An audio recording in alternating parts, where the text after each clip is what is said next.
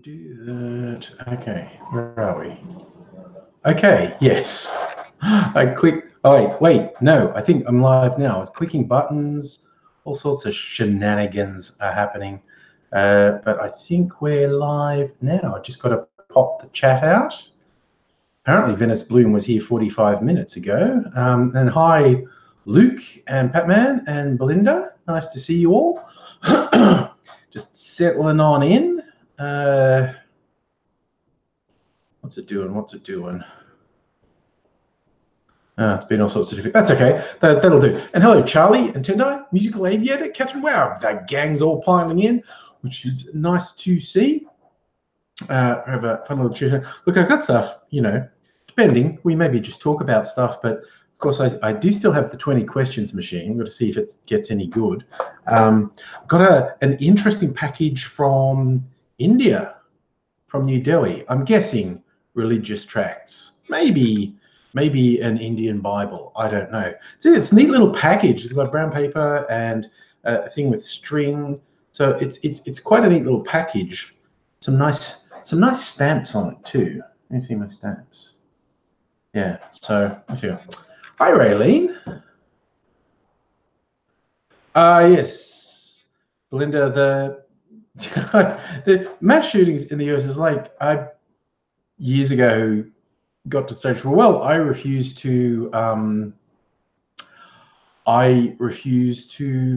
invest any emotional energy into that whole thing because nothing changes. Patman, how's Aidsy? He's okay. I've been talking to him on the phone. We're working on some ideas. So you'll hopefully see or hear from him. In fact, look, I'll text him now and he might respond. And he might not, but he might. So do I think it's a translation of the Vedas? No, I think it could well be a Christian Bible, but from India in an Indian language. I don't know. It's from a Sanyasnan Khan in New Delhi.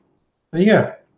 And it's Good Word books, and Good Word is the Good Word is traditionally referred to the Christian Bible. So I think that's what it's going to be. But yeah, he's doing relatively well. I mean, I know there were various dramas when I talked to him last, that hopefully settling down, but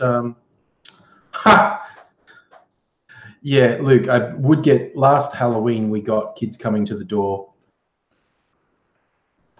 and I got a little thing of chocolates to hand out tomorrow.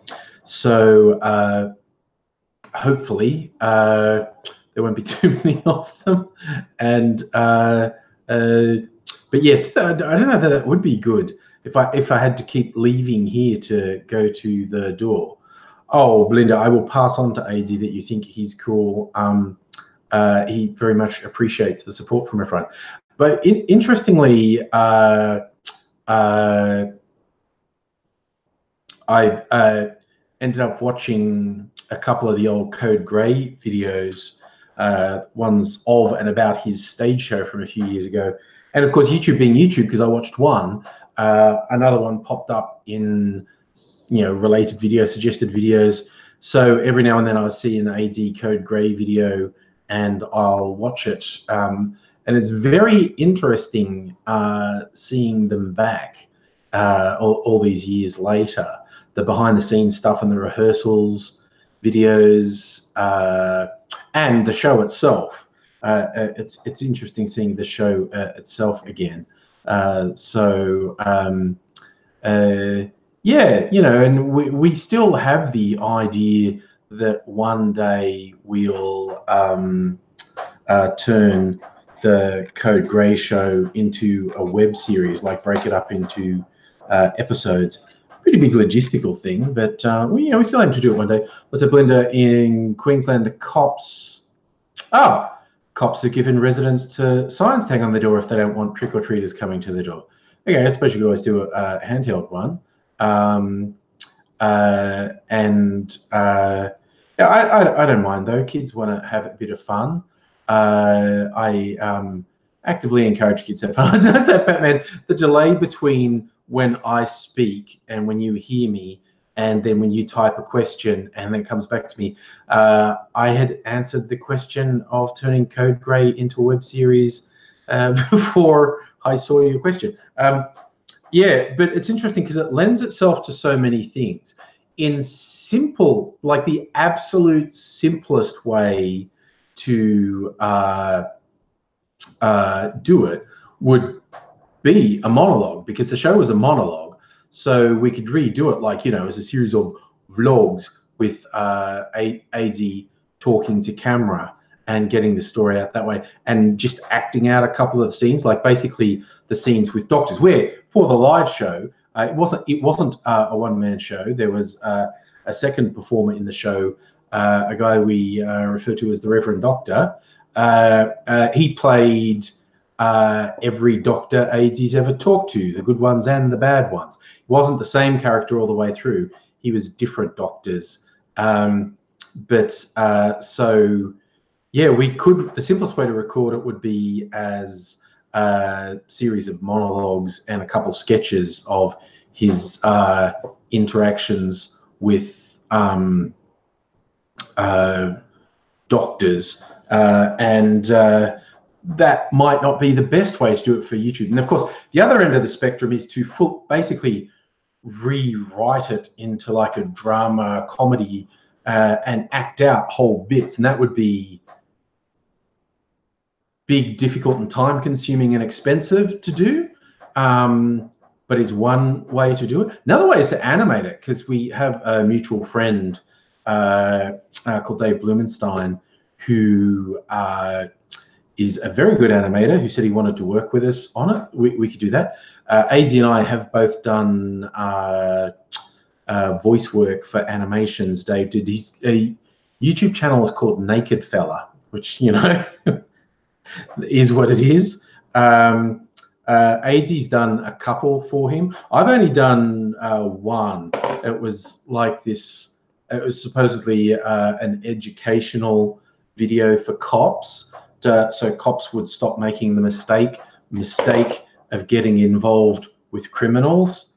So it was the police awareness of how to tell when you're got too close a relationship with a criminal. So I was one of the cops. AZ was also one of the cops, and some other friends of ours were cops and crims. So yeah. What's that, CrossFitter? You got chockies? Yes. I've got wave one, like, you know, one of those boxes of whatever they call them, the little mini ones. Yeah, if we run out of them, there's some backup stuff I could put out there, I guess, little cakey things. But we'll see. We actually got a few kids, I don't know, dozen, 2 dozen last year. So we'll see how many come this year. Yes, it'll be interesting to see. Aviator, you saw a kangaroo hopping around Jacana railway station this morning. Nice. Whereabouts is that? I'm not sure where that is. Oh, look, you worried about the creepy clowns? Man, if I saw any creepy clowns loitering, I'd whip out a camera and interview them, or attempt to interview them, because I like the whole creepy clown thing. I believe you only have Tim Tams. That's a shame. You get some people who are really funny about, like, oh no, it has to be sealed. It can't be something like a Tim Tam out of a packet. I don't know. Oh, okay. So in Broadmeadows, you saw a kangaroo hopping around the train station. Nice. Australian Mini Smarties are good. I just got one of those favorites boxes because it was a big thing and it was half price. It should be enough for any kids that come along. So that was my easy way out, a mixed box of stuff. So Fiora, you think the creepy clowns retired because they can't top the bullshit that's happening in the world? Fair call. Ding, that's from AZ. What's he say? Well, Ooh, he's had medical stuff. Did a cat team today, but a friend's coming over. Jason's extracted blood oaths and terrible curses out of Girling, Dr. Phil, and this guy that's coming around. Voice. I got to send a voice message on, and I'll play it to the live stream. Okay, we're going to get a message from AngryAussie with any luck. So I just told him to send a voice message that I'll be able to play for you. You're able to know that Trump is both creepy and a clown. Yeah, CrossFitter is the easy way. Get a big box of the favorite. And the supermarkets, new people would be getting them for Halloween. They were like half price, trying to encourage people to get. And there was this whole bags of the mini things for half price in the supermarket as well. So I got them just because it was a mix. Like if I'd got the bags of the mini things, that's only one sort of thing. So I'm just being the good Halloween host and giving people a choice. So we will see what tomorrow brings. Yeah, how bloody domestic am I? I'm also thinking, and tomorrow's also when they change what's on special at the supermarkets. Maybe there'll be something I can get last minute to include, but I don't think I really need anything else. I'm gonna have a busy day tomorrow. Contractor life continues. That's AZ confirming he's going to send us a voice message. Yeah, I'm talking to people about new contracts tomorrow, and probably because someone else called me today wanting me urgently. I'm in such demand, so I'll probably be having at least 2 interviews this week to look at what I'm doing next. Oh, the joy of being a contractor, stuff happening all the time. Good. Tinder, do I ever have 2 options and have trouble choosing which option to take? Not in any critical way that I can think of. Oh, CrossFitter, you got a public holiday. Nice. So public holiday in Melbourne next week for the friggin' horse race. The Melbourne Cup's ridiculous. It's more than a tad embarrassing to explain to people. We have 2 public holidays for sporting events in Melbourne. We have one for the football grand final and one for the Melbourne Cup.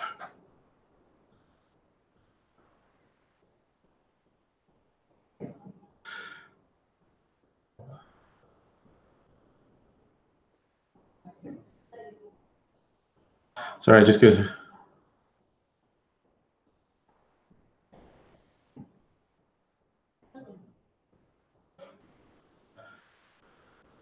was a simple instruction and he didn't follow it.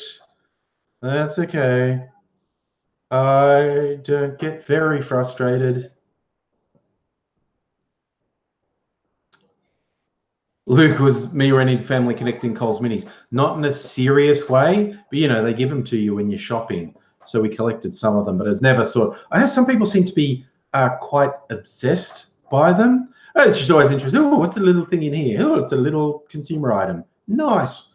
It's not seriously into them. So Catherine, speaking of choice, you need to choose between Missy from Doctor Who or Hermione from Harry Potter. I'd go, personally, Missy from Doctor Who. She had some real style.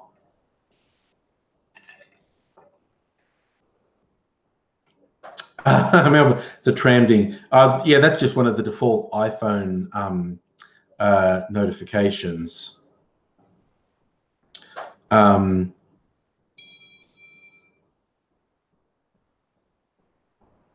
Okay.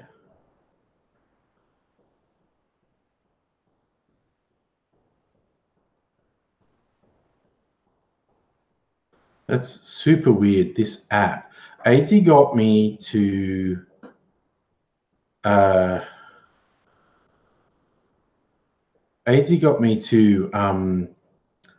download a social media messaging app called Line, and he's being confusing.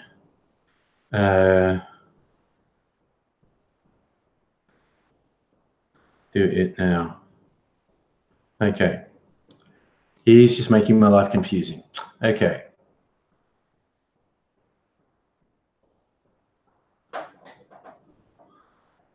the musical area for the cosplay, an evil Time Lord megalomaniac or slightly bookish school kid.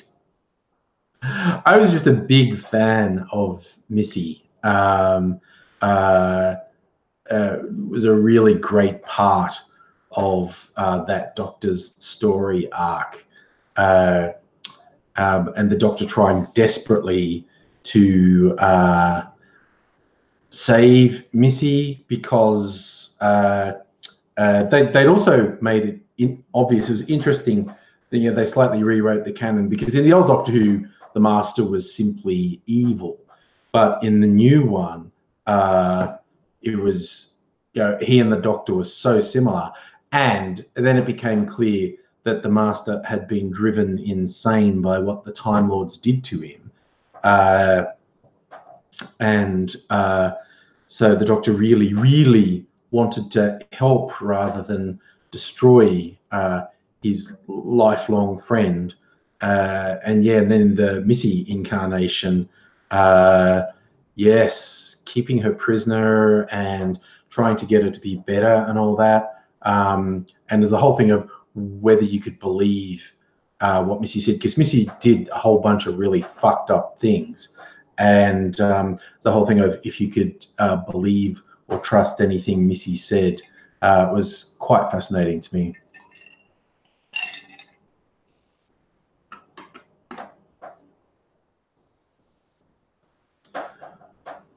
Like that Belinda saying the Coles minis were made of plastic, and they had plastic packaging.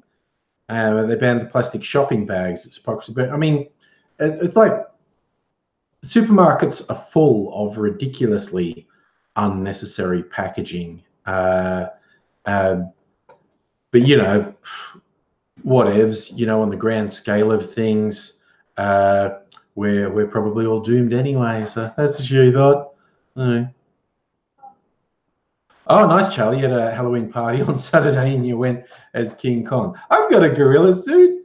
I got a gorilla suit and a banana suit, as those who might have seen the video I did. I wasn't in either of them. I was like shooting and directing the video when I was with some YouTubers at a meetup, and got them to do a sketch with the short version is gorilla chases banana, because of course, why not? Ooh, Tendai opening a bag of worms. What is the best chocolate? See, for hardcore chocolate fans, I am for Satan, because I like white chocolate, because then they'll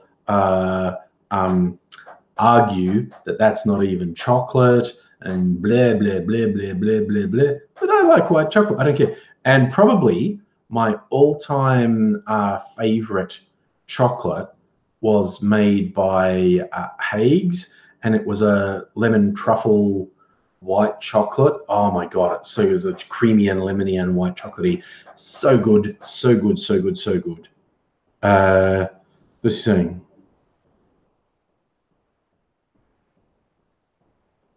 All right. AT saying he's got all sorts of dramas and shenanigans happening. But yes, he's going to try and send a message of greeting to everyone. So I have that sometime during the live stream. Musical evidence. Your favorite Melbourne sound is the tram dinging. Oh, dinging frustration at the wayward moments. Some of the tram drivers ding in a very ferocious way. Like they takes very little to set them off and go into some really quite frenetic and extended dinging.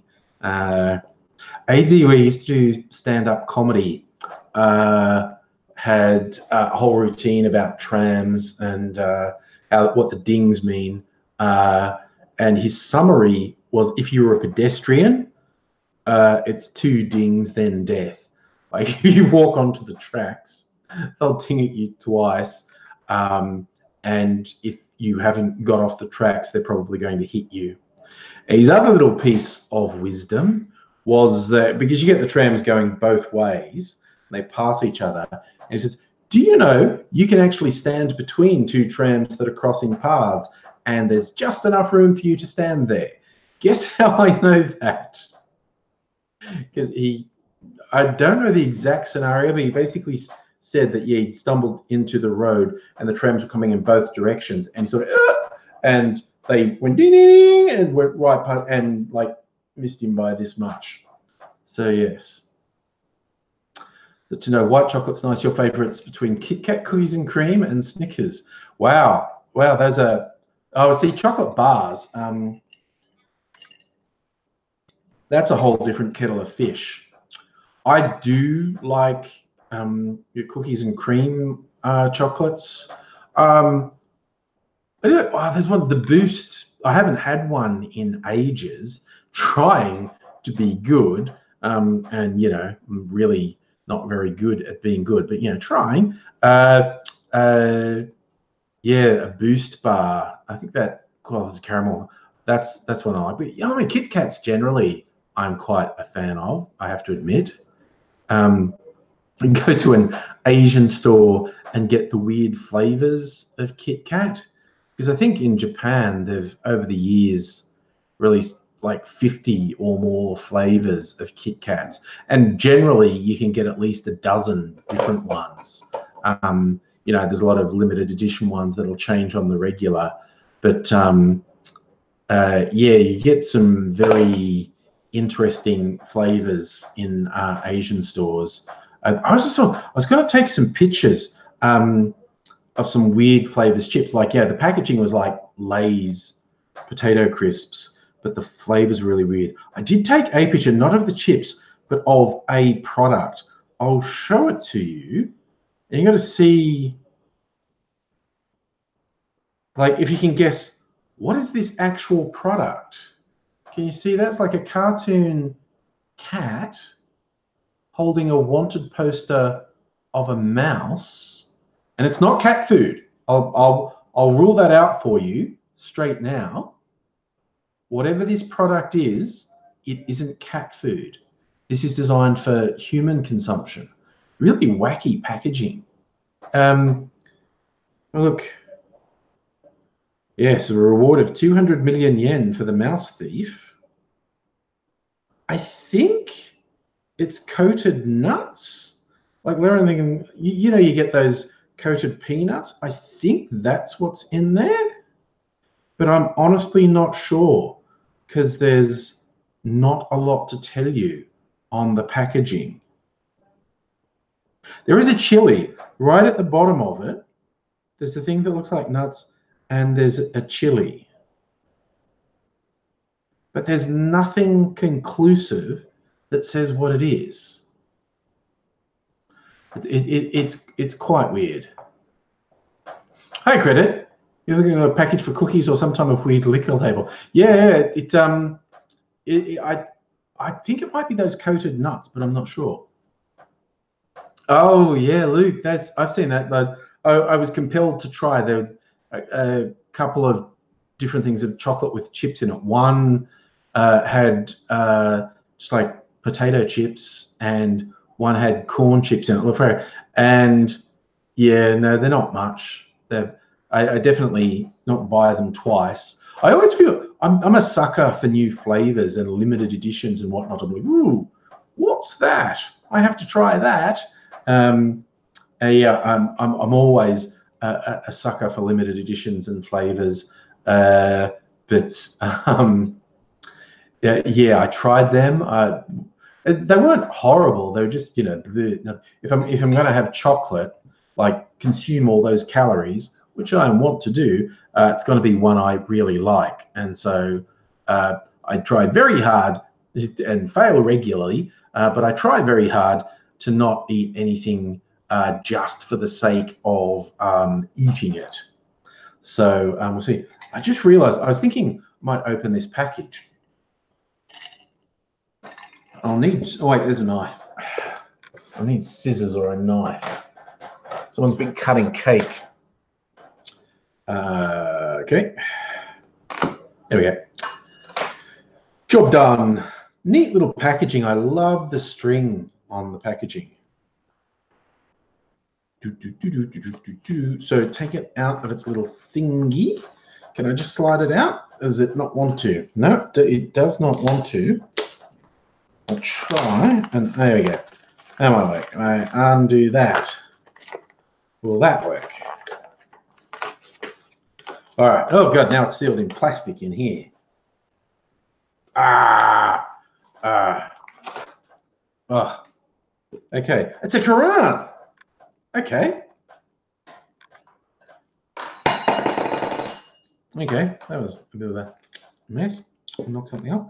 I was not expecting I mean, obviously there is a sizable Muslim population in India. They're a minority, but there are so many people in India. Being a minority still means a lot of you.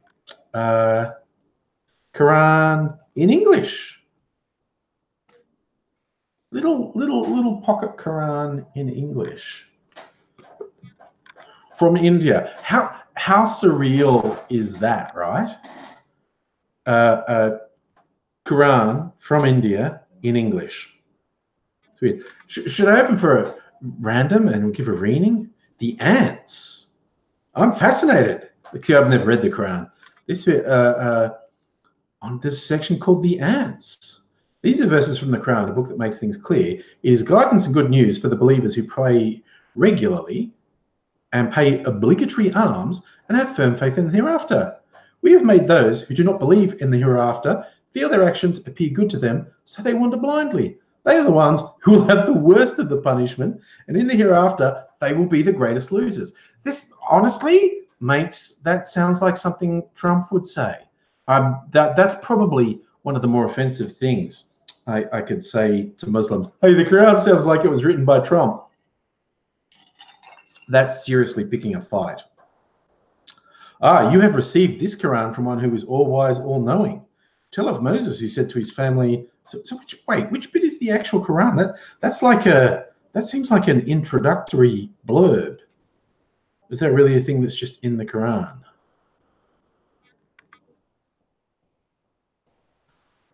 Tell of Moses, who said to his family, I've seen a fire. I will bring you news from there, or a burning brand for you to warm yourselves. When he came to it, a voice called out, Blessed be whoever is near this fire and whoever is around it. Glory be to God, Lord of the universe. O God, no, O Moses, I'm God, powerful and wise. Throw down your staff. When he saw it moving like a staff, he turned and fled. Moses, you're a pussy. Sorry, I'm about to get really sacrilegious, but yes, there you go. Back to the thing. Catherine, you tried jalapeno poppers. Yep, I'm not really into jalapenos and spicy stuff. It's a burger place just near me that does really good stuff, and they do jalapeno poppers. Never tried them because it's not my thing.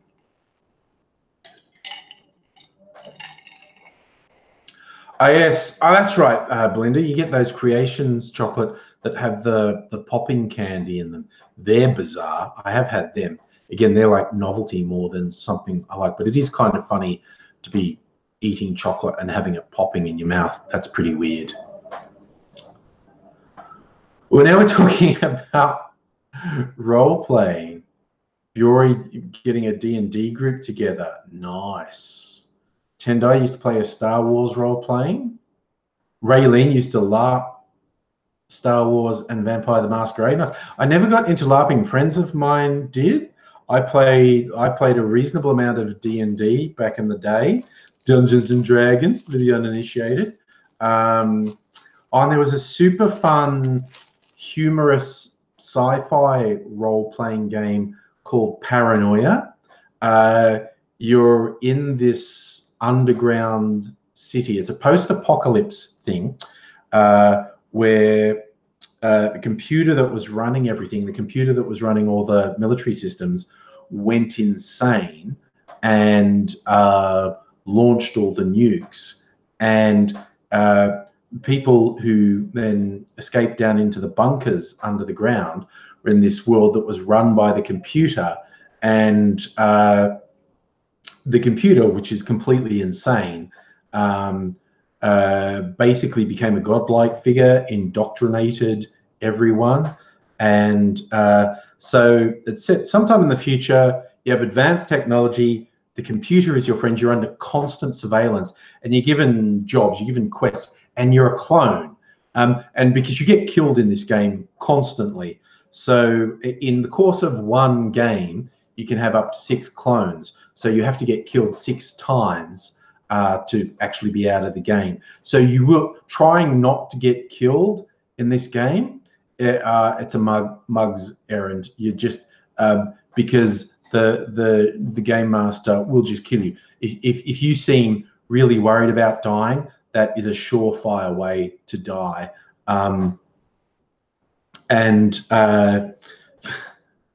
It's really fun because the computer's very paranoid, which makes everyone else paranoid because you're under constant surveillance by the computer.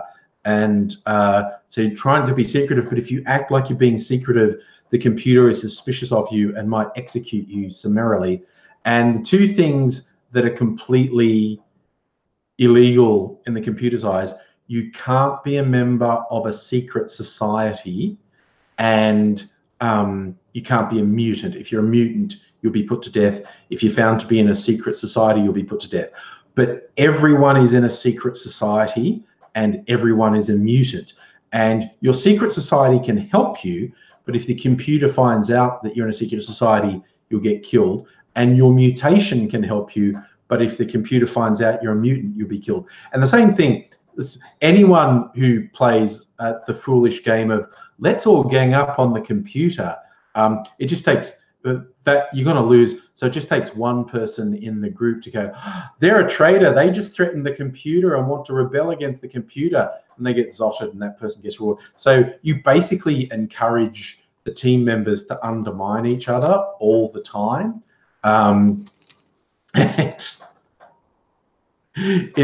It's so much, if people get into the spirit of it's just silly and you're absolutely paranoid the whole time and you don't have any control over anything. People get into the spirit of it. It's a lot of fun. I mean, I played it like you do evil things to people, like they go to their secret society they get illegal weapons, and the weapons will be really useful on their quest, but using them could get you killed. Sorry, just a sec. Hey, Bertie, what's happening? Yeah. Yeah. Okay, let me have a look. See, because I don't get the push notifications as oh yeah, I have. So do you want to quickly say you're supposed to be doing something, aren't you?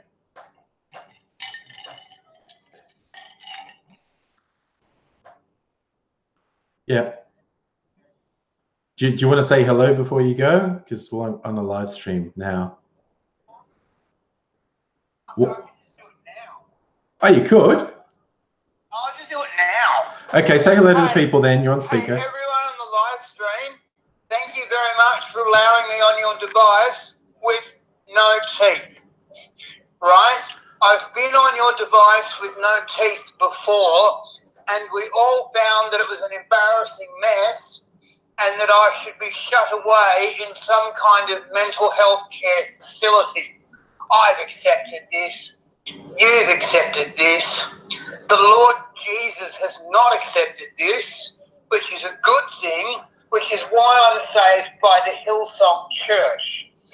That and the fact that they like my brand of pedophilia.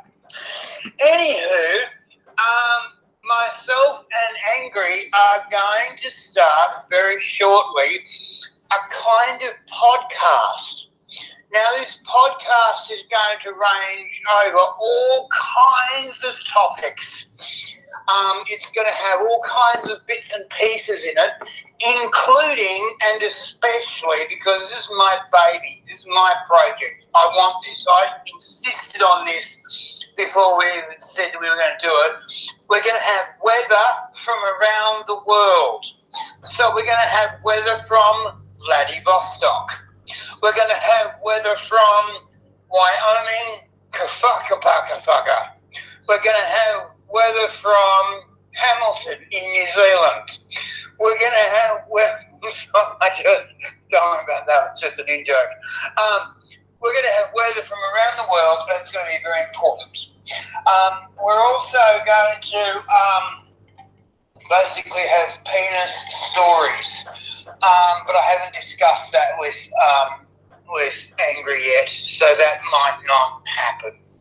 Anyway, we don't know if we're going to televise this podcast thing, but we may. So it might end up being a live stream podcast thing. Fuck, I don't know.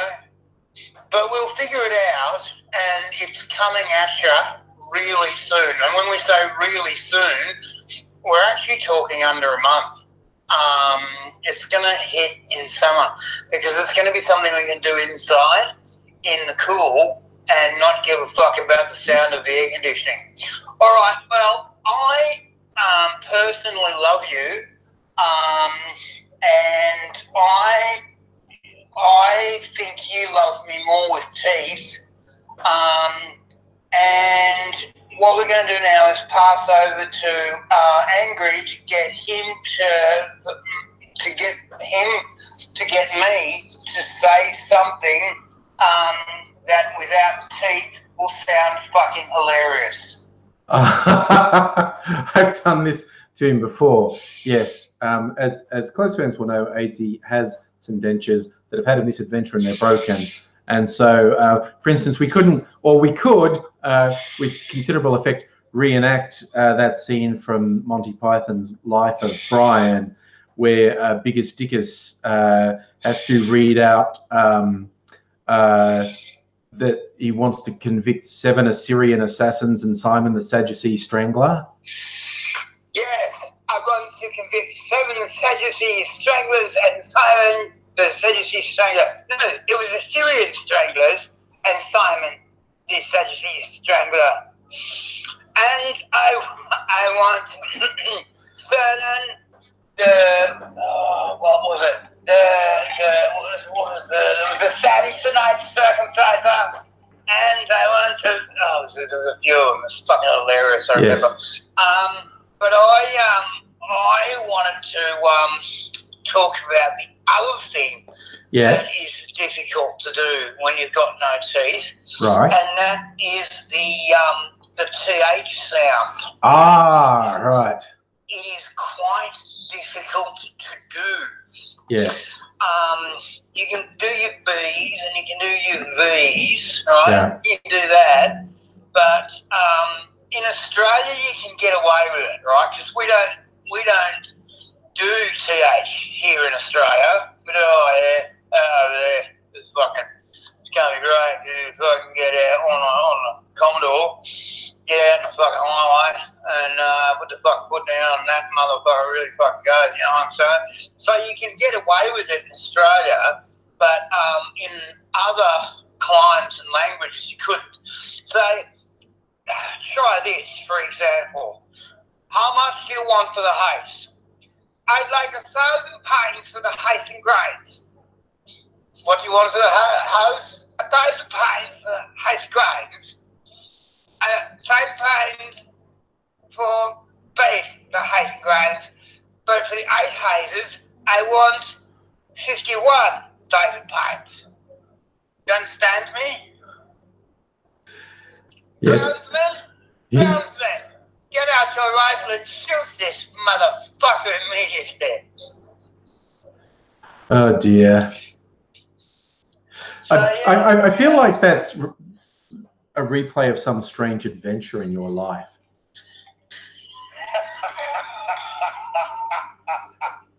It's a replay of a strange adventure in my head.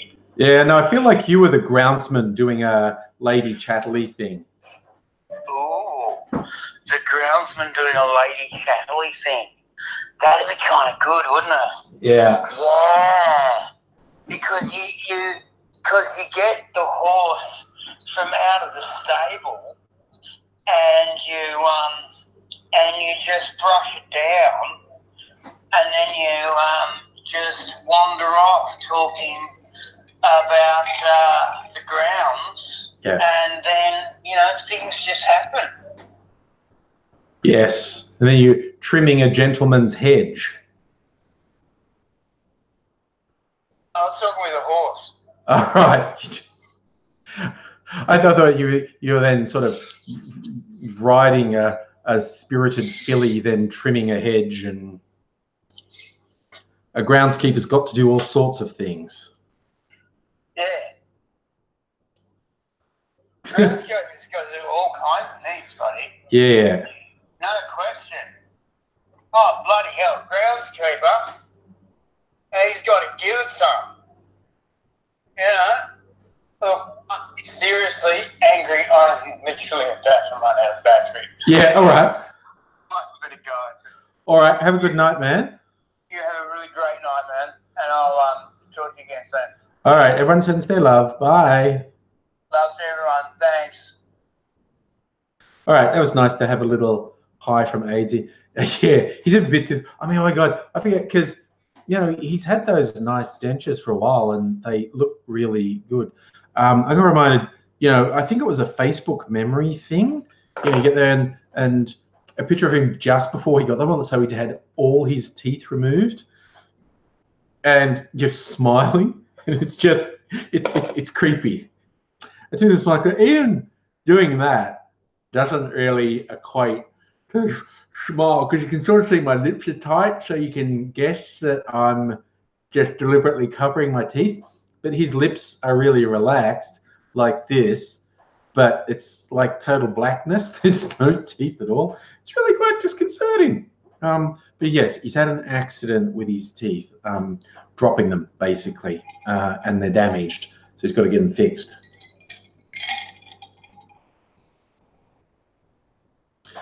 Luke, groundskeeper porn. Now, that's what we were talking about. D.H. Lawrence's famous book, Lady Chatterley's Lover, which is groundskeeper porn.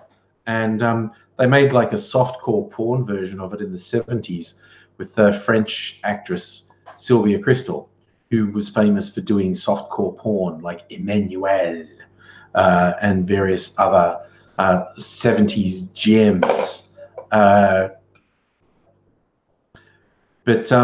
I mean, and there's a grand tradition in like the Mills and Boon romances of the, rough but golden-hearted manual labourer with his rough, big, manly hands. I'm saying rough, big, manly hands, and it's my soft little baby hands that I'm holding up. But anyway, yes, and Groundkeeper Willie is ripped. That's one of the more humorous things they did on The Simpsons to me. The fact for all these beaten downness, Groundskeeper Willie is absolutely ripped. That bit where he goes to chase Homer in the ventilation, I think it's when he's chasing Homer, but he says to Lunch Lady Doris, he just rips his shirt off and he's absolutely ripped. And he says to Lunch Lady Doris, "Grease me up, woman." And she's just staring at him and goes, "Okie dokie." It's like, she's like, "Whoa, that was a surprising turn of events for Lunch Lady Doris. She wasn't expecting that to happen today." That's it, Tendo. There's nary an animal alive that can outrun a grease Scotsman. Now it's warm again. I think I'm going to start wearing my kilt again because it's warm. In fact, it's going to be high 30s. Is it not tomorrow, but the day after? It got reasonably warm today. It was like mid-20s. Tomorrow is meant to be a bit cooler, but Thursday's 30-odd. We've missed apparently quite the heat wave in Queensland and some other areas, and it hasn't really hit us yet. Melbourne normally gets its heat waves in January and February, but occasionally this time of year as well. Basically, all bets are off from now on. We could, anywhere in Australia could randomly get extremely hot weather without much warning. But yeah, for Melbourne, the bit where we get these real things where heat waves that last a week or two, that normally happens in January or February. Although, you know, we're in climate change, extreme weather's the new normal. So I think we're going to have a really shitty summer. Belinda, are you asking what's worn under the kilt? As the saying goes, nothing. It's all in perfect working order. As people say, well, you're going to be traditional. Well, for all you know, I am. I do have some concern with being arrested. If, you know, there's a Marilyn Monroe moment. Don't want that to happen. As a no, I don't want a Marilyn Monroe moment. I don't want to get arrested for it. People can be somewhat unforgiving. If a gentleman's tackle is flying in the breeze, you tend, no matter how much you try and blame it on things outside your control, you tend to be held responsible for it.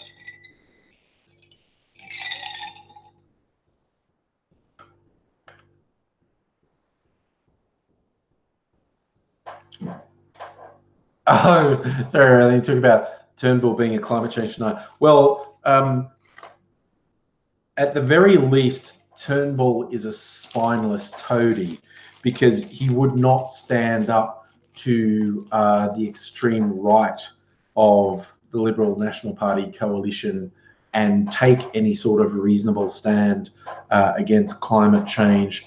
He showed himself to be supremely spineless, like a real fucking worthless piece of shit. Although it was hugely funny when he resigned, because he told them he would, and it's like they didn't believe him, but he did. And then the Liberals lost that seat and Independent won it. So they're now a minority government. They don't have a majority in the lower house, and they don't have a majority in the Senate either. Yeah, they're fucking useless. They always have been, though.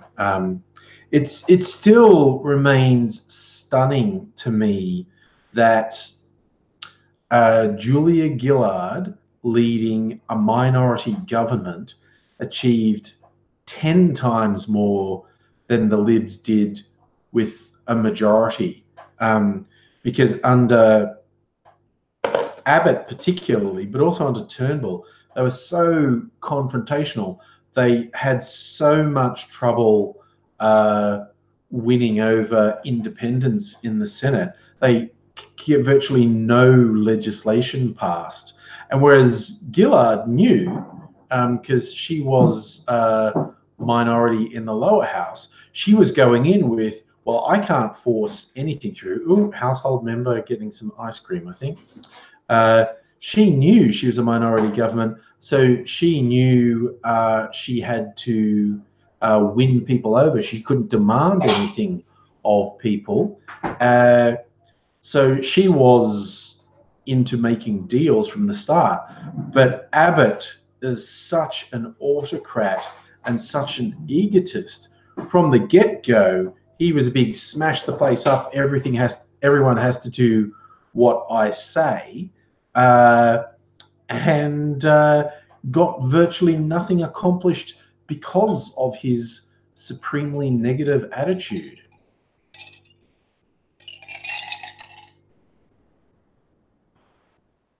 That is an interesting observation, Safa. Turnbull lost the leadership of the Liberal Party twice due to global warming. Once while in opposition, where he got blindsided, and Abbott ended up winning a party room ballot. And yes, once when he was actually Prime Minister. Oh yes, Belinda, Scrooge sums up the Libs, definitely. They are getting creamed at the next election. Like, we have this conversation most live streams, but I just love having it. Like, Labor only has to pick up 4 or 5 seats to be a majority government at the next election, and I reckon they're going to pick up 20. And I'm being conservative. When you look at a lot of the projections saying Labor will pick up 20 seats is at the conservative end of what people are guessing. The really adventurous end saying like 40 seats. Like the I know I looked this up last time. Members Parliament Australia. How many seats in the lower house? Because that's a critical one. That's where you form government.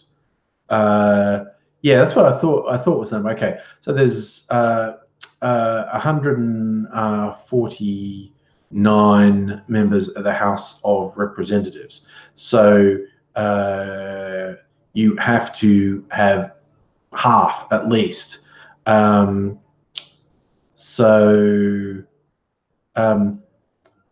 no, we looked up these numbers last time, and I don't remember them off the top of my head, but yeah. So currently, the government has 74 seats, and the Labor opposition has 69 seats, and there are 5 cross benches. So you need that 75 to have a majority. And okay, so Labor has to pick up 6 seats to have a majority. And I don't think there's anyone who's realistically suggesting that they won't pick up that many. Like I said, I reckon they'll pick up 20. I'm on the conservative end of the spectrum. Like, it's not uncommon for people to project the government will lose like 40 seats. So they'll go down from 74 to, 30 or 40 seats, which would be really crushing. But that's happened at state level to both sides of the political spectrum, suffered massive crushing defeats at a state level election. But yeah, I have a suspicion the next federal election is going to be quite embarrassing for the government. I think they're going to get severely squashed. But, we shall see. It's all speculation at the moment.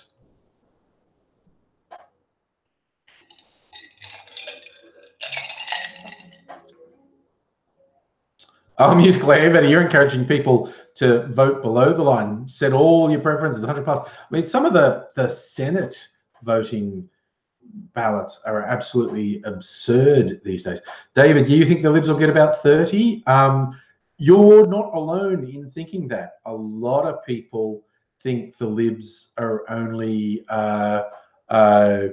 going to get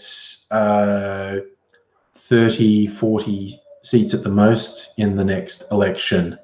It will be very interesting to see. I mean, I will probably do a live stream on the election night getting super drunk. So, Batman, the Northern Territory Parliament crossbench is bigger than the opposition. Oh, there you go.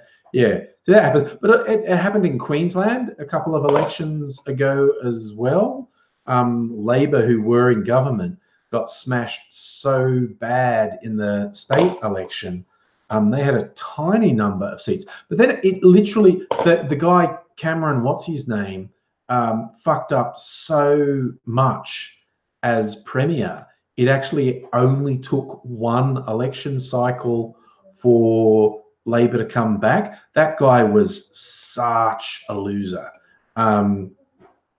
So I don't foresee Labor screwing up government that badly. Anything's possible, but I say, well, that's going to suffer. Coming up just in like a week or so, a state election here in Victoria where I live. It looks quite likely that the sitting Labor government will be returned. The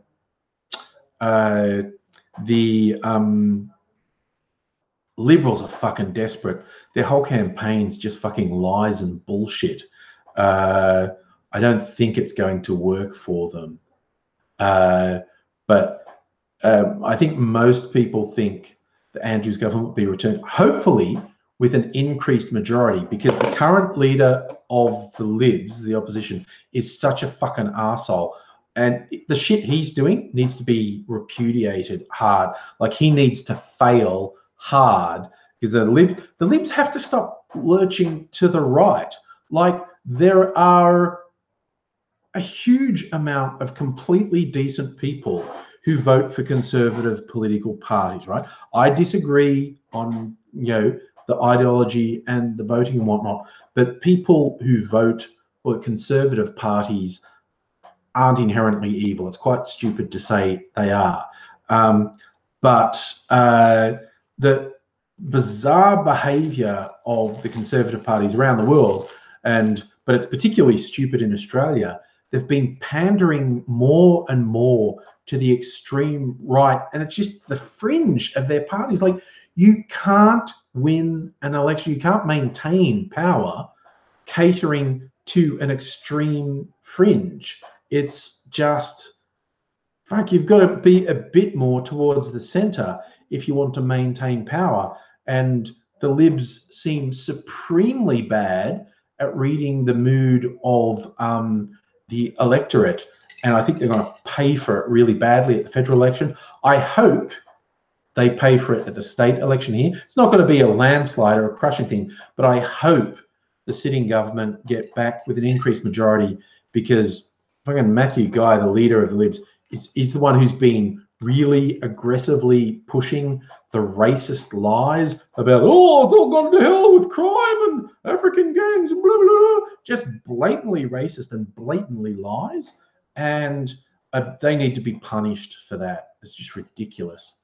What's that, Raylene? You call the long ballot, the long Senate ballot, the bog roll. Yeah, basically, you could roll it up, and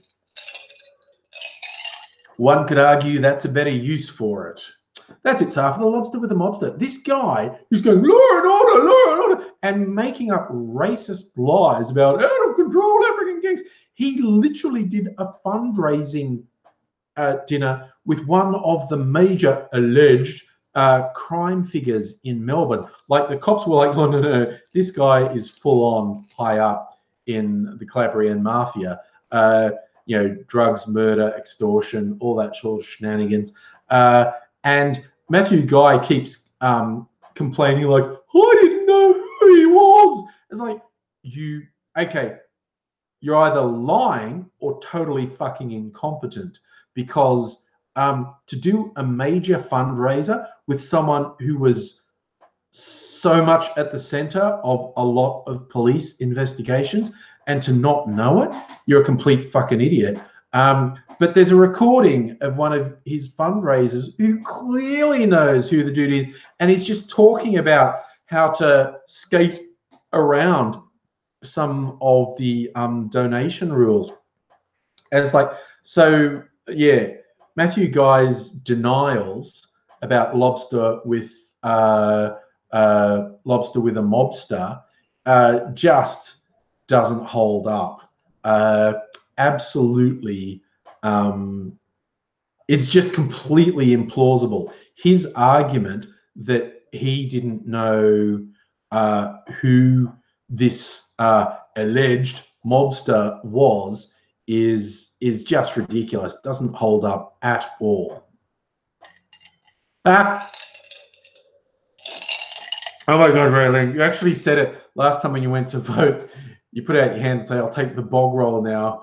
And the person at the table looked at you in horror, and you actually wiped your butt with it, or pretended to wipe your butt with it as you went off to the booth. Oh, they'll remember you. Yes, you got a cheer from the room. Yeah, you will be remembered for doing that, I am sure.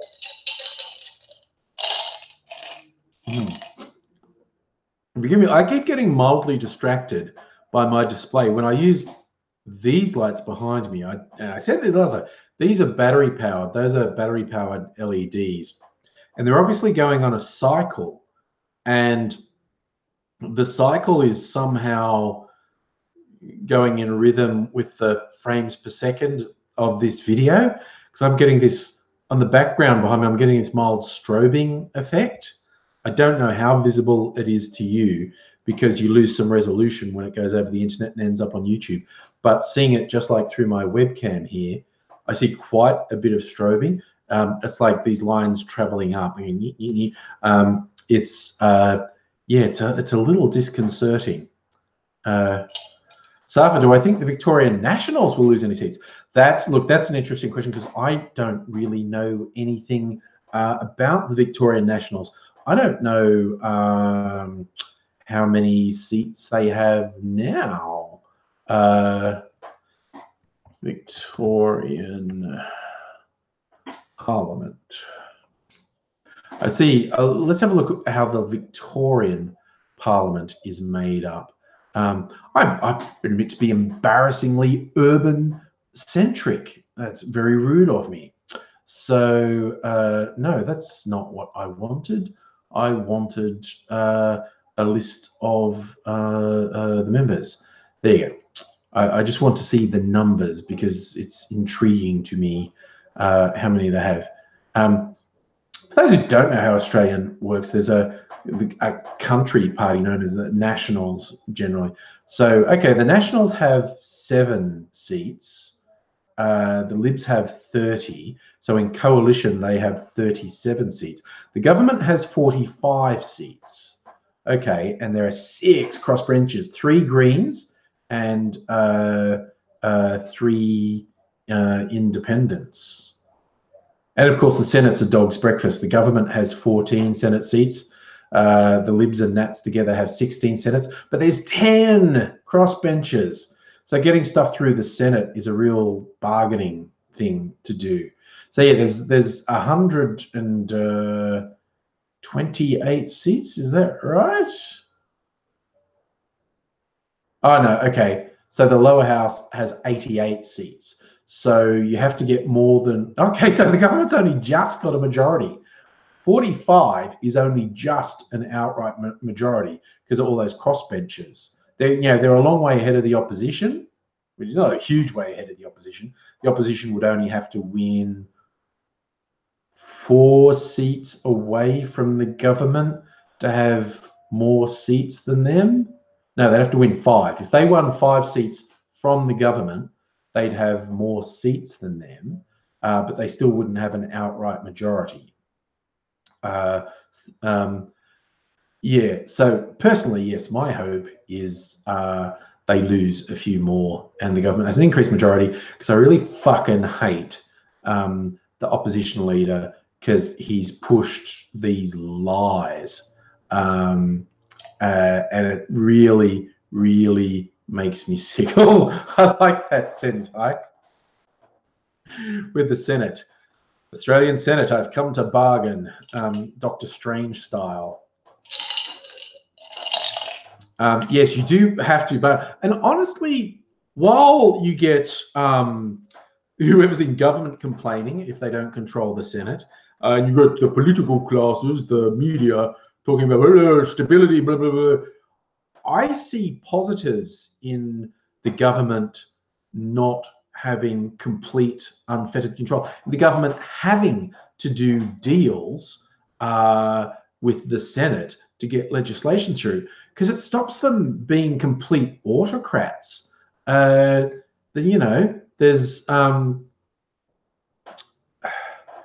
a lot to be said for the government not having absolute power, for them to have to make deals in order to get legislation through. And I say that no matter who's it. Like I say, in the state government, who I support our current state government, they don't have control of the Senate. They have to negotiate to get legislation through. And the current federal government, who I so don't support, they have to get some negotiations happening to get stuff through the Senate. Here with all the words, Safa, I am the Senate. Yes, do Palpatine.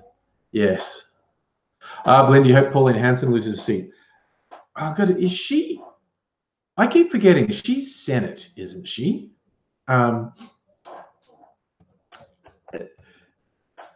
The way Senate votes work, it's not that hard to get on the Senate. So she's is she a Senate? She was in the past. Yeah, she's a senator. She's a senator. Okay. I think there's actually not. Look, I haven't been following it that closely, but I think there's not much chance she'll lose her Senate seat because she's in Queensland. Australia's Alabama. Sorry, Queenslanders, but you know it's true.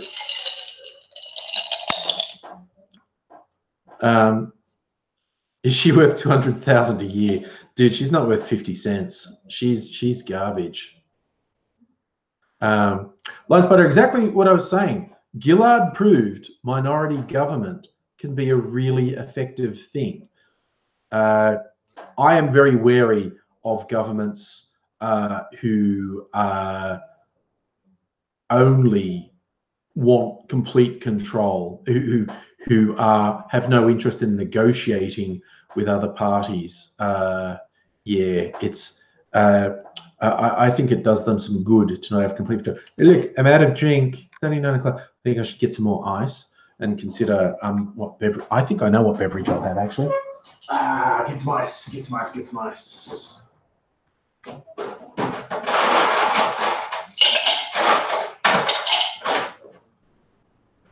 And I might have some of this with some lemonade. Be a nice beverage. Okay. Oh, we got my seat back.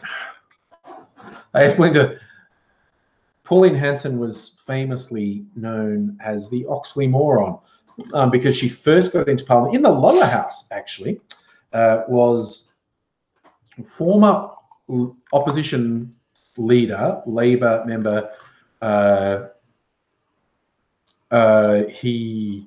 my God, I had his name in my head and my brain just went totally blank.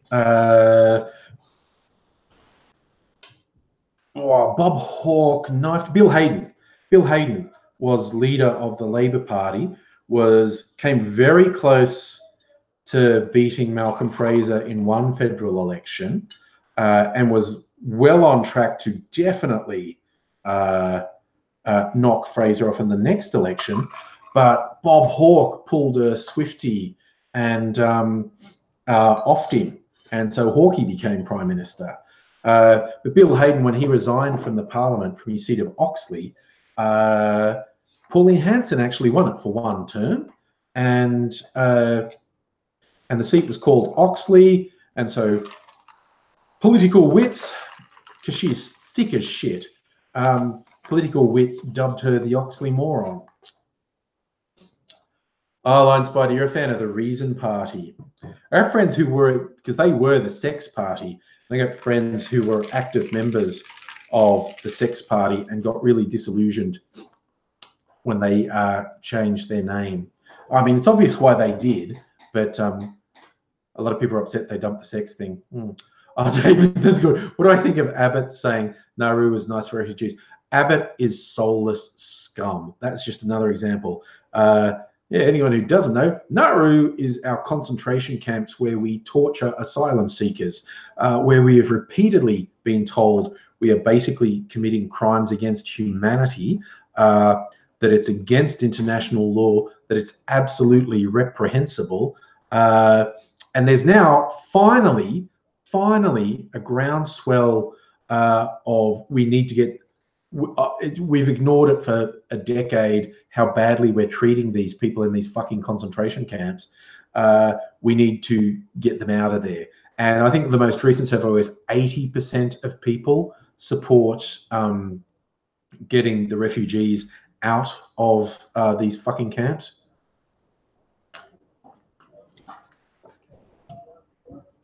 And yeah, Abbott said this ridiculous, oh no, it's quite nice. It's really good. It's not. It's fucking abominable. It's torture. And it's been shown repeatedly that the people are suffering extreme psychological damage from these camps, often physical damage from these camps. Abbott's just reprehensible scum. Like, he's fucking filth. He's so disgusting. I'm so offended by him just existing. It's incredible. So, Spider, you like a balance of parties?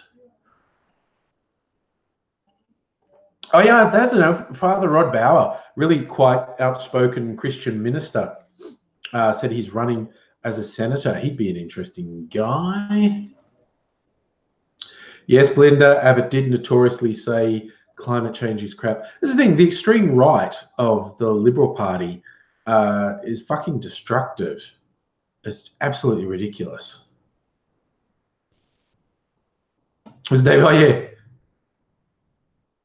Yes, it was quite bizarre how we put so many refugees on Nauru, but it's not just, look.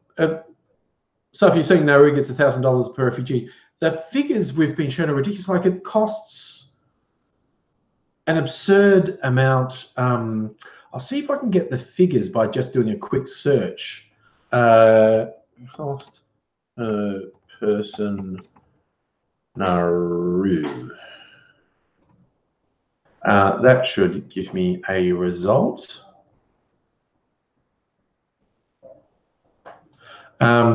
Because the whole concentration camp is like, you know, like $1 billion a year or something to keep them on there, and it's like, right. So it's basically cost $1 million for each detainee. So per year, here's the figures I was looking for. Detaining a single asylum seeker on Manus or Nauru costs $400,000 a year. If they were kept in a detention centre in Australia, it would cost half that. And if you didn't fucking detain them and actually let them live in the community while their status was evaluated to see if they qualified for refugee status, it would cost about $20,000. It's like an absolute fortune is being flushed down the toilet for a political fucking game. It's absolutely ridiculous.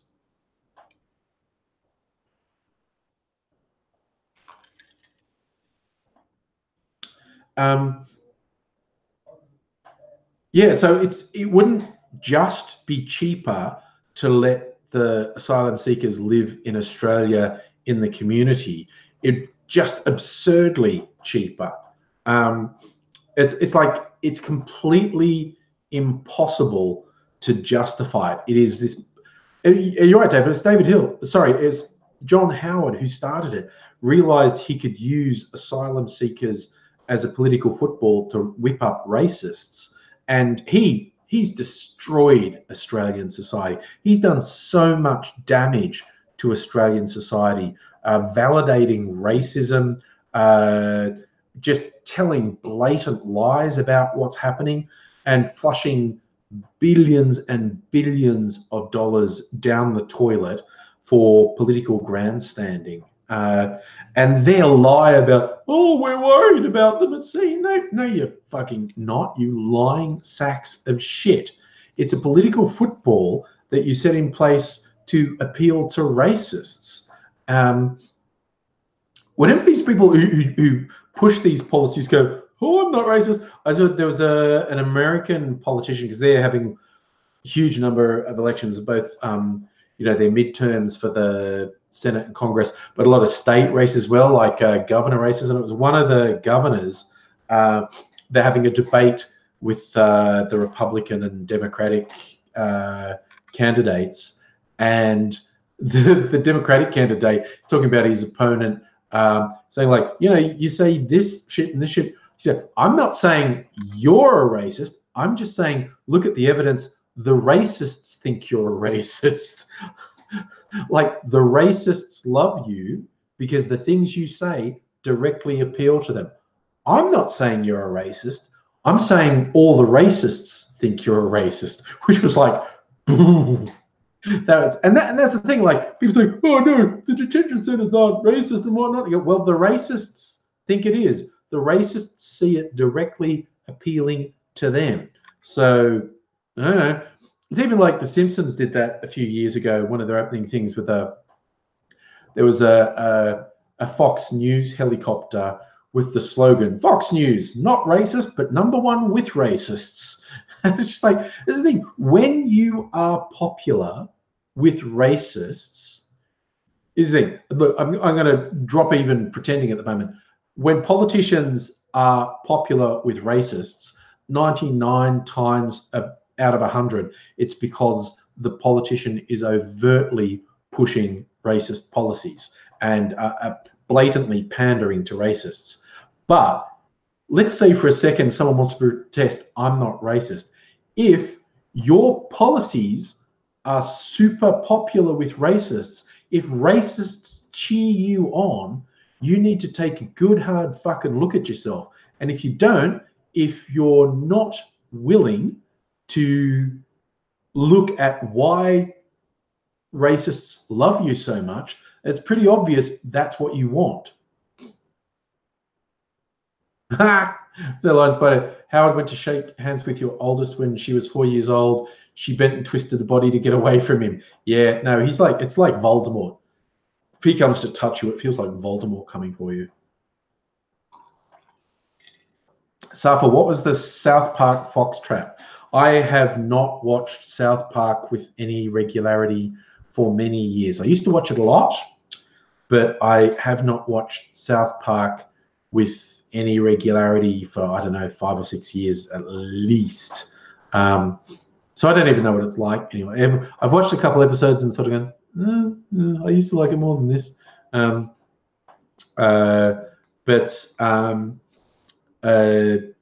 don't know what the fox trap was. You'll have to enlighten me. Yeah, I mean, I guessed it was taking the piss out of Fox News. Yes, that's the classic I remember, David. They took our germs. What I liked most about that episode with the refugees from the future coming back to South Park to work for subsistence level wages because it was better than how horrible the future was.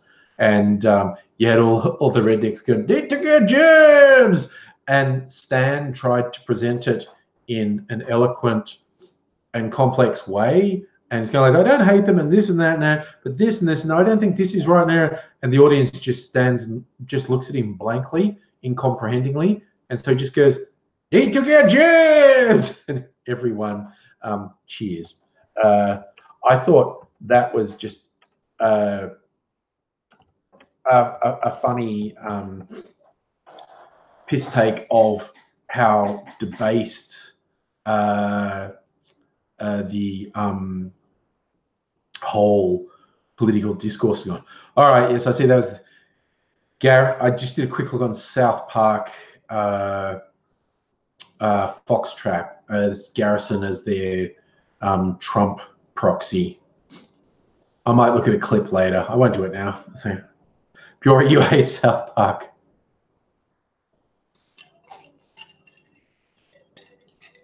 Oh, Lunch Butter, I did like their Scientology episode.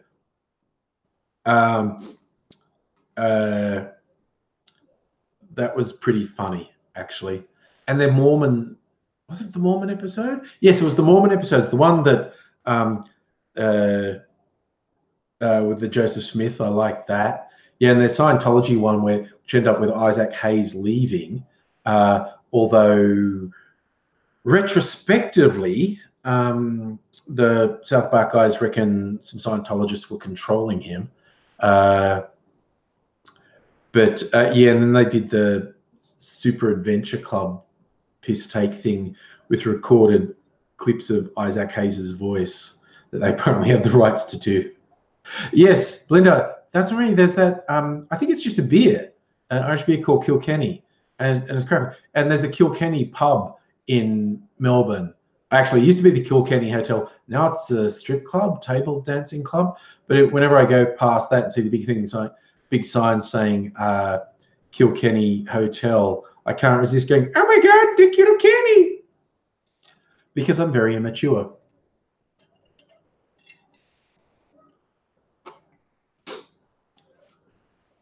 I'm not a beer drinker, so I can't really speak to the quality or lack thereof of Kilkenny.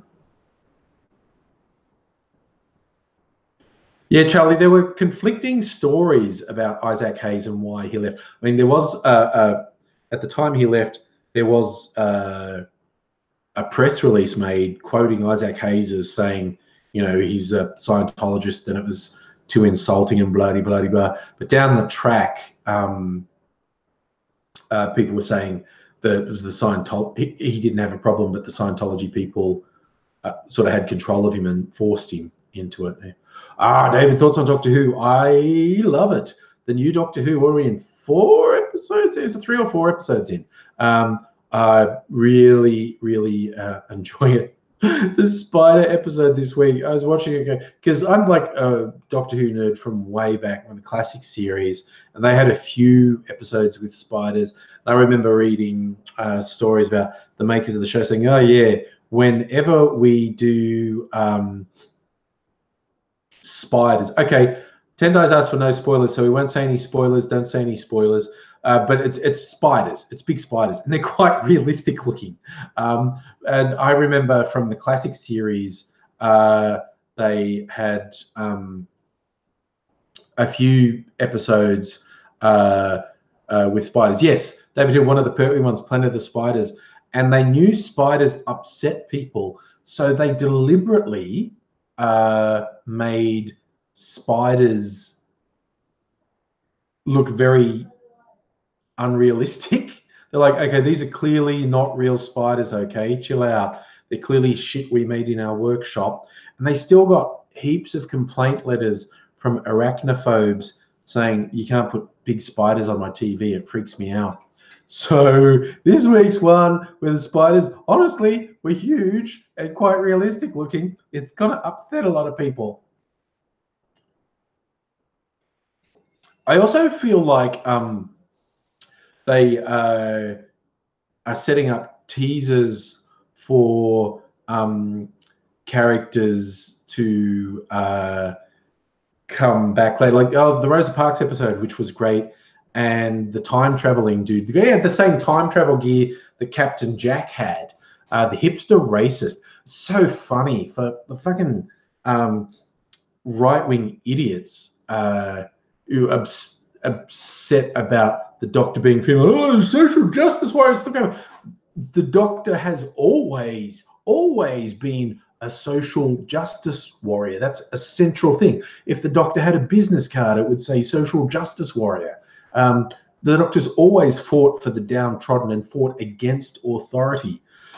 And so, yes, I honestly believe the people complaining about that shit actually don't watch the show.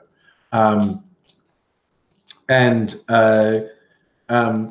they were so upset about a female Doctor, and then the first episode they showed little teasers, and so much of the supporting cast this year is not white men, it's women and men of color, and that set them off, which I thought was hilarious. But yeah, then in the Rosa Parks episode, they had this like MRA racist from the future.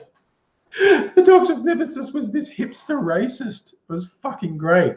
And it's just like the showrunners have just gone, yep, we know, we've seen the internet. We know how vile and toxic it is. We know what they're going to be like with a female Doctor. So we'll just go, fuck you. And yep, we'll just have a caricature of them, a hipster racist, as the nemesis the Doctor fights. Safi, you say Colin Baker was the most obscure classic Doctor. I say he was the most shit classic Doctor. It's not completely his fault, because the producer at the time, John Nathan Turner, who stayed on way too long, like he came on in Tom Baker's years and made some quite stupid changes then and stayed right through. He fucking ruined the show. All the hardcore fans at the time, and I was one of them, were like, oh no, John Nathan Turner's fucking ruining this show. So yeah. And yes, he sucked. And he had Colin Baker they brought in, and he basically got sacked. It was like normally the Doctor's regeneration is a big deal. And Colin Baker actually just got sacked between the end of one series and start the other. So that's the one where literally the Doctor's under a console and bumps his head and goes, ow, and comes out and he's changed. It was like, wow, that was just like the biggest fuck you right there. It was like mad.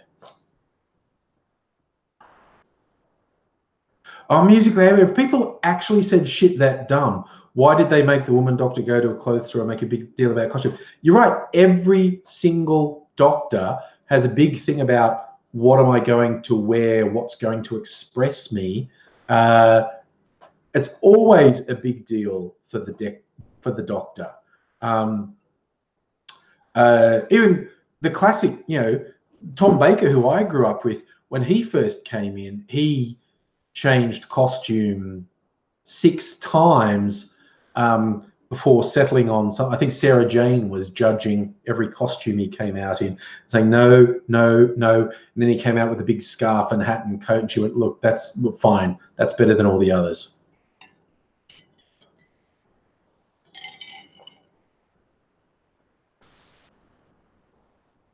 I agree, blended. Peter Capaldi was a good Doctor. He made the show feel very different. I quite enjoyed him. Yeah, David's a shape-shifting alien that lives for thousands of years, but changing into a woman is implausible. But I mean, they spent years building this up. They spent years making it canon that Time Lords, the regeneration, they could change racial appearance and they could change gender. And they spent years pointing out this is definitely a thing. A Time Lord regeneration can change gender and can change racial appearance. That's a thing. That's how Time Lords regenerate. That can happen. And it's not like, because it completely changes your physique, the appearance of your age, your height, all these things change completely.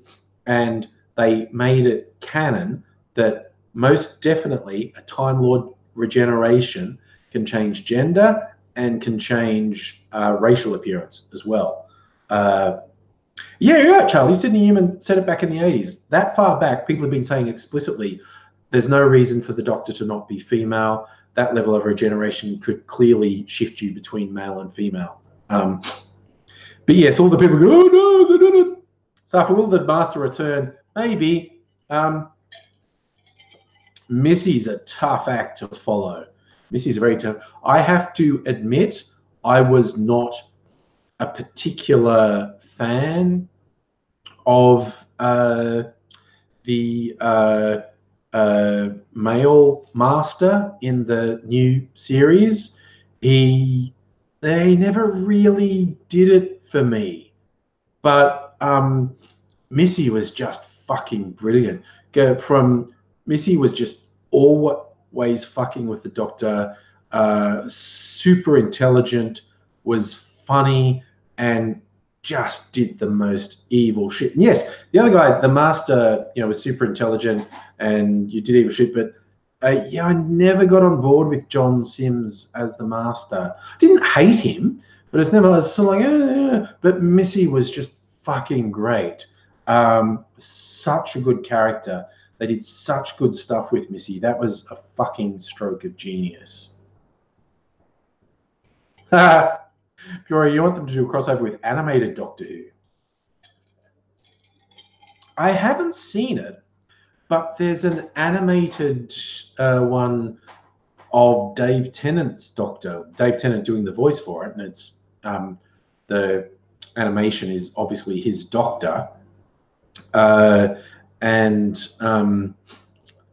I don't know what it's like. I haven't seen it. It came out a couple of years ago. Of course, there's a huge amount of Doctor Who spin-offs. There's a lot of radio plays. There are a lot of audio-only Doctor Who's and books I used to collect the novelizations of Doctor Who when I were a young'un, but they were always novelizations of the TV shows. And what they've done since is do novelizations of stories that never appeared on the TV series. And the same as with the audio plays, there are stories that didn't appear on TV. That is called Dreamland. That's right, Charlie. That was called Dreamland. I haven't seen it, so I don't know what it's like. So if Torchwood had its moments, I stopped watching the series Torchwood after a couple of years because it just got stupid as fuck, in my opinion. But then it came back. That Children of Earth series was great. The Children of Earth series was great, which had Peter Capaldi in it as a politician. Then there was a few years after they did Miracle Day, which was okay. Miracle Day was okay. But yeah, the original run of the series did some stupid shit that really frustrated me. It's like, come on. Like, I was looking at a show and they're going, oh, I went, seriously, if this was Doctor Who, there would be this really obvious way, and these guys apparently can't work that out. Yeah. Well, yeah, so after that kids series, the Sarah Jane Chronicles, I watched a little bit of that. That had some good stuff in it. I did not watch a lot of the Sarah Jane Chronicles, but that had some good stuff in it. Yeah, for me, the only thing that bugged me about Torchwood Children of Earth season was the aliens who they were trying to appease. And there's this big argument, should we appease these aliens or try and fight them? And I was going like, the aliens are basically junkies, and they broke the deal you had with them, because junkies do that. You can't trust junkies. They go, whatever new deal you do to appease these aliens, they will break that too. Accept the fact these aliens are junkies and will break any deal you have with them, and just fucking stop them. The idea of trying to do a deal with junkies who had broken the last deal they had with you because they're junkies was silly. That was it, Tendai. They altered the deal. Pray they do not alter it favourite. No, pray they do not alter it further. Oh, wow. That's an interesting one, Catherine. Rory sent a letter to his dad, which was delivered by Amy and Rory's adopted son, and that was set after Angels in Manhattan. I hadn't heard of that one. That's interesting. David, you like Matt Smith?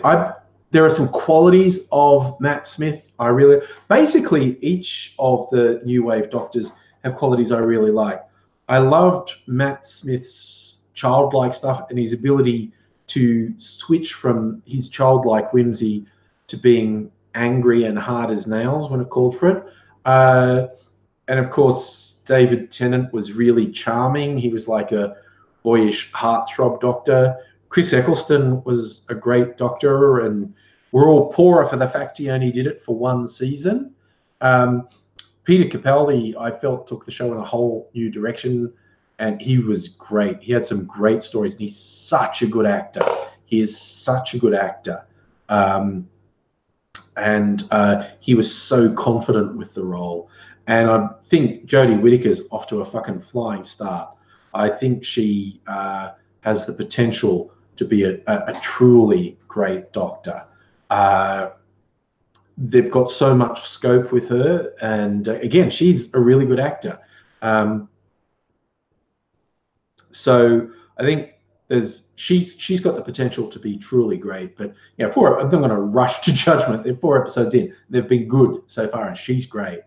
And there's an interesting thing that they gave her so many companions, 3. Fans of the old classic who will remember that was not that uncommon in the early years for the Doctor to have that many companions. In the New Wave ones, it's been more common for him to have one companion, occasionally two, but if there's two or more, the additional ones are like temporary. There's like one extended companion and a couple of temporary changeable ones, like, you know, Captain Jack was there for a while, and you know, Mickey Smith was there with Rose for a while, and a few things like that. So I've heard so many conflicting stories about Chris Eccleston. The original story I heard, because they only signed him on for one season when they relaunched Doctor Who, because they had no idea if it would work or not. No idea at all. And so rather than commit to anything, they only had him on for a 1-year contract. And of course, it was really successful. And it came to, hey, let's do a new contract with you. And he went, no, I don't want to get typecast. And so he said, I'm not extending. So he was only there for one season. More recently, I keep hearing stories that he had major fights with the showrunners. But the original stories I heard was that it was definitely his decision to not go past one season. He didn't want to do it for more than one season. But I've heard a lot of stories about him having a lot of conflict with the showrunners, and that's why he wasn't in the 50th anniversary one, because he said, again, this is a direct quote from him I saw in an article. He said he was keen, but there was one of the directors he wanted to work with, and he basically said to them, if this guy's directing it, I'll work on it because I trust him. And they went, oh, he's not directing, this guy is. And basically the negotiations broke down, and he was not in the anniversary special. So that was a loss to all of us as far as I'm concerned, because I think Chris Eccleston, if he stayed on for 2 or 3 seasons, would have done great. As we were talking about Karen Gill, yes, Matt Smith's Doctor had Rory and Amy. Amy being the main one, and Rory being there a lot of the time, except when he was dead. I have to admit, I thought it was hilarious that they kept killing Rory. They kept killing Rory off and finding ways to bring him back. It was like a running joke, and I thought it was really funny. Some people got a bit antsy about it, but I thought constantly killing Rory off and bringing him back, I thought that was hilarious.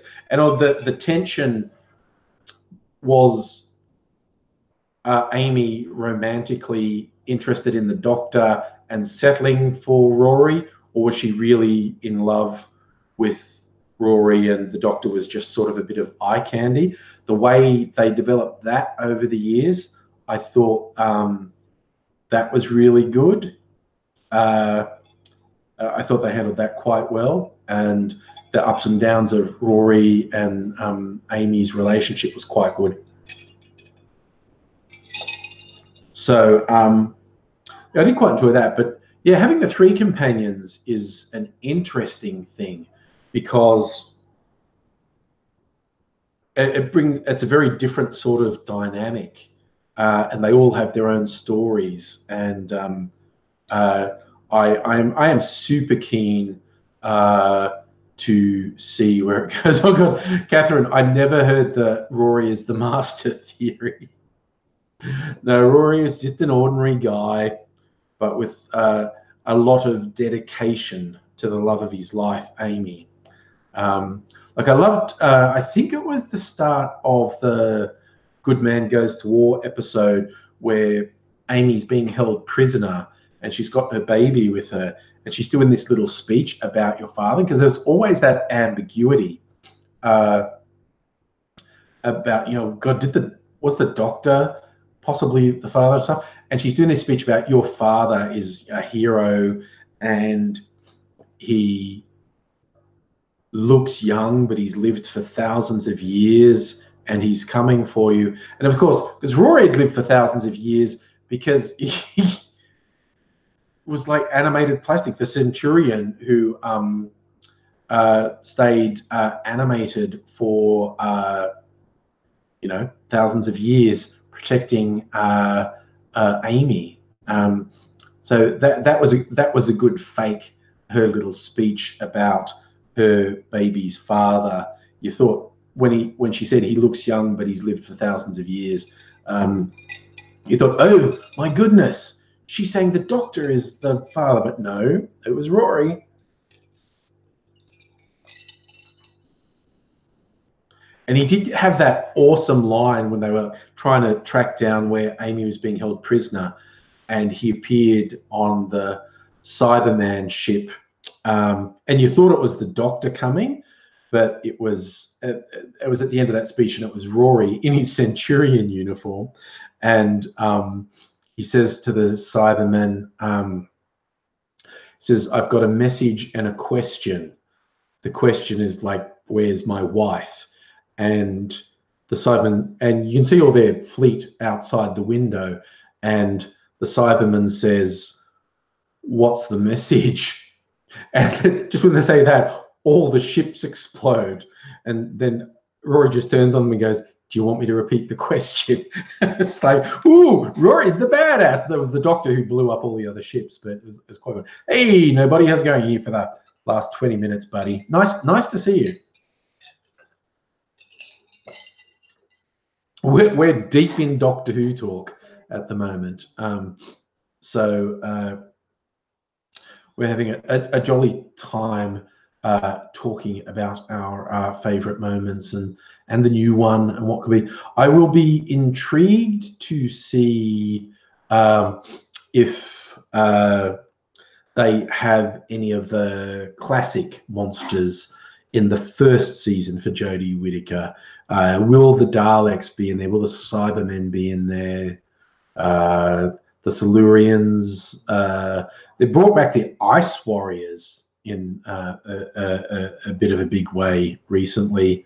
I reckon one they need to bring back as the Sea Devils, which is the aquatic version of the Silurians, and they need to come back. I think the way they've reinvented the Silurians, lizard people living in the core of the earth, was very good.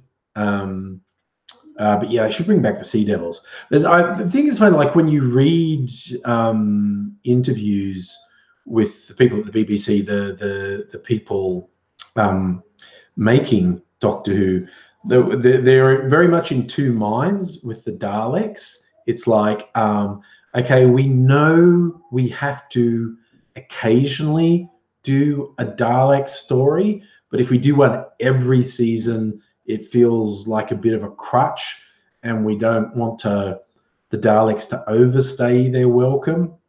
But it's a real balancing act for whether or not to use them. Catherine, you heard they weren't going to use no enemy. I've not really read a lot about their plans. I don't know if they've made any official statement of there won't be any classic enemies. No enemy. Oh, Charlie, God, you're a hardcore fan. The Movellans. You want the Movellans back, but not just the cameo. That was one for the hardcore fans. One of the later Peter Capaldi ones when he was with Bill Potts on a ship, and the Daleks shooting it, and the Movellans were there, and they were never mentioned by names. They which is there, and you had to be a hardcore classic fan to know that was the Movellans, and an android race that was at war with the Daleks. But that was a cool little Easter egg for classic fans to have the Movellans in there. So I agree that the original Dalek episode from 2005 was great. And the sad thing is, I think they've tried too hard to recapture, because that bit when you're getting the revelation that the Doctor had done something extreme and ended the Time Lords to end the Daleks, and it hadn't worked because he's a Dalek, and so he freaks out. It's like his massive sacrifice was for nothing because a Dalek survived, and he's screaming at it to kill itself and whatnot.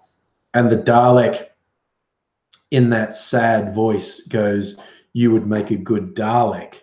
And that was a killer line. That was an awesome line. And I felt they tried way too hard to recapture that. Like, there was particularly Peter Capaldi discussions with the Dalek that he called Rusty. They tried too hard to recapture that and didn't do it. But there was some classic things like Daleks Take Manhattan. There was some with the Cult of Skaro Daleks. There was some fucking hilarious stuff with because they were Daleks with personality. They weren't just drones. They were deliberately given individual identities, names, and personalities to try and advance the Daleks. And so they behaved slightly differently to normal Daleks. And I thought they had some hilarious stuff with them. Some good creepy stuff as well, but some absolutely hilarious stuff. And of course, that Cyberman Dalek crossover where the Cybermen and Daleks shit talk each other, and the Daleks win the it's like a rap battle, except it's just spoken word, and the Daleks definitely win the shit talk. But that was hilarious. Daleks and Cybermen shit talking each other was a stroke of genius as far as I'm concerned. Safir, the Power Rangers are stupid. You notice how they never came back. Someone decided they needed to reinvent the Daleks. And that episode had, again, the hilarious one, Catherine, as you pointed out, the Dalek going, "Would you like some tea?" So it had that, but they had the Mighty Morphin Power Daleks at the end. So yes, we're going to reinvent the Daleks. And you notice they never used them. Like, that episode went out and everyone went, "What the fuck are you doing?" And you see the BBC sheepishly going, "Okay, that was apparently a stupid idea. Our big brainwave of reinventing the Daleks was apparently stupid. Everyone hates it. Let's just not ever use them again." Which I thought was hilarious. I thought Asylum of the Daleks had some fucking brilliant moments in it. That was the first one where you saw what's her name? Run, you clever boy. God, remembering obscure arcade things and forgetting big things, like that companion.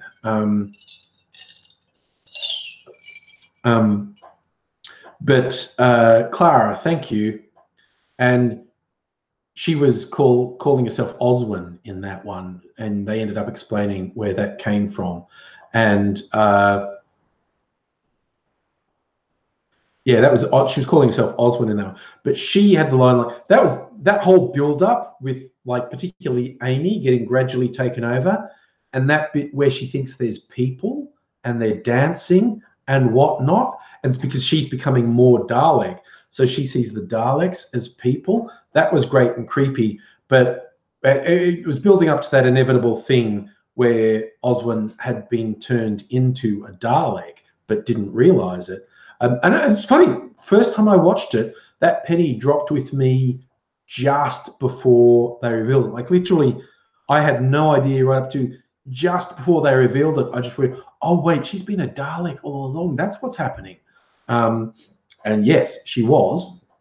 But the bit that really got me is when she becomes aware she's a Dalek and she taps into their database and finds out who the Doctor is. And it's flipping between her as Oswin and her as a Dalek talking.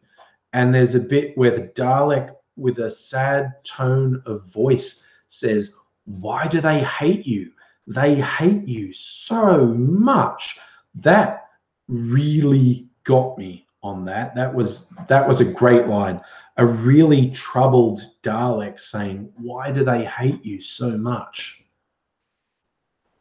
Oh yes, let's all bitch about the ABC's time slot. I set it to record and watch it later. Yeah, well, it's the time slot is because the BBC changed it. They were airing it on Saturday, which was our Sunday, which let the ABC screen it on Sunday. But now the BBC is screening it on Sunday, which means it's not available here till Monday.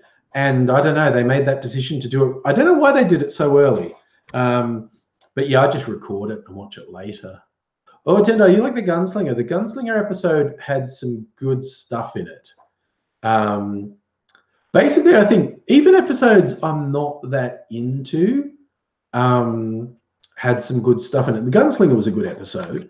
A lot of people make fun. You remember the stuff? It was quite early in David Tennant's tenure. There's the guy who's basically a vlogger telling a story. That cracked me up when it became obvious that they had a character in it who was a vlogger, because that was in the relatively early days of YouTube. And when they had that guy as a vlogger. And yeah, the monster was weird and stupid. But if you ignore that and just have fun with the characters, there's some whimsical fun in that episode. But that's an episode that even Doctor Who fans shit on regularly. But you take some positive out of it. And I remember when I watched that for the first time and it got revealed that the central guest character was a vlogger, I just cracked up laughing. I thought that was hilarious. But yeah, the monster, the Absorbaloff, was designed by a child, and it showed. Yes, Charlie, it was designed by a kid who won a competition, and it really fucking showed that monster was designed by a kid, because it was bloody stupid. But there are some positives in that episode. Look, here's a genuine thing, and this might seem strange to some people because I do the whole angry persona and I hate this and I hate that. But in terms of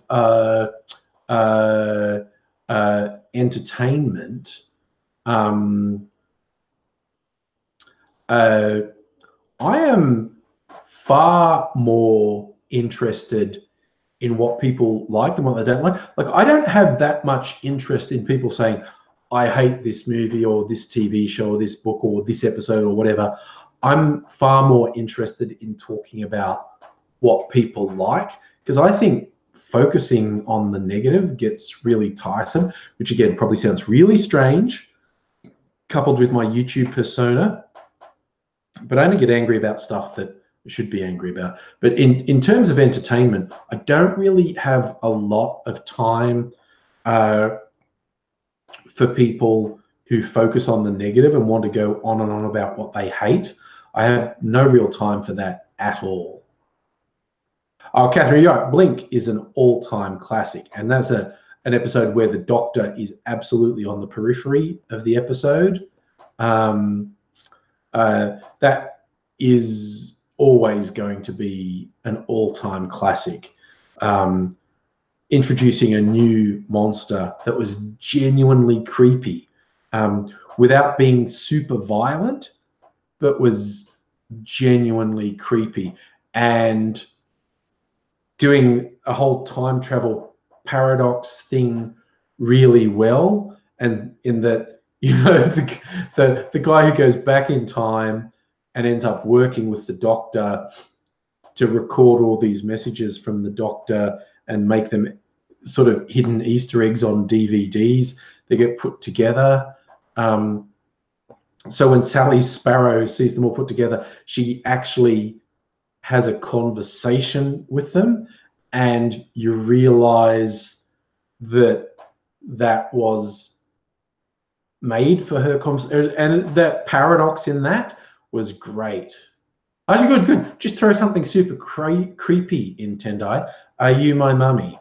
Yes, that World War II episode with Was it The Empty Child? That was creepy.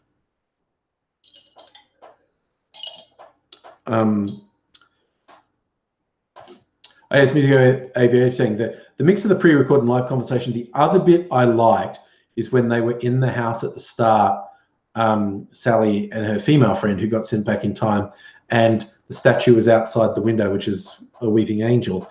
And there's something behind the wallpaper, and Sally starts peeling it back, and written on the wall underneath the wallpaper is like, "Duck, Sally Sparrow, duck right now."